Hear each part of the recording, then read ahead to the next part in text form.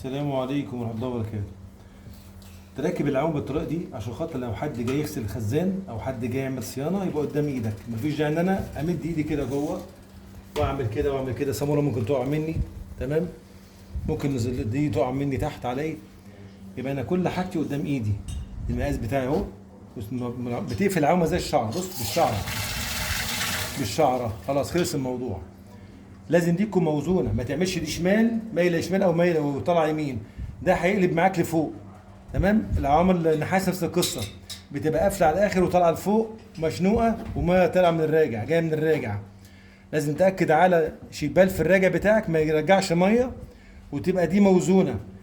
لكن تقول دي اتقطمت يبقى سعادتك مركبه معوجه ملوحه، هتلوح معاك وتقطم منك، انما تركبها صح دوري كده هتقفل معاك الساعة زي الساعة، بسم الله ما شاء الله عليك. شغال بيها بقالك اكتر من 25 سنة. شغال بيها زي الساعة ما شاء الله عليك. عوامة ما حدش يكلم، ما حدش يشك فيها انها فيها حاجة. خالص، لما حد يقول لي العوامة دي مش حلوة، لا انت ركبتها مش حلو، ركبتها غلط. اهو. محبس بلية.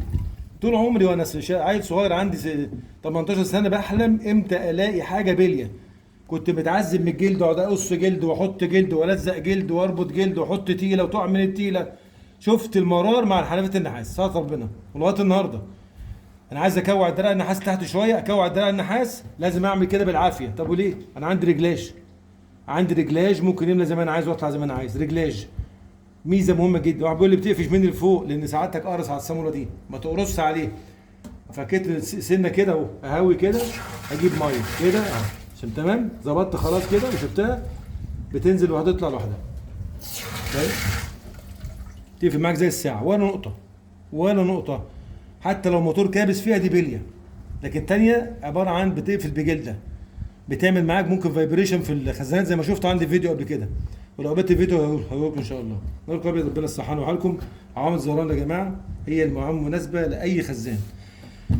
صلوا على سيدنا محمد صلى الله عليه وسلم، والسلام عليكم ورحمه الله وبركاته.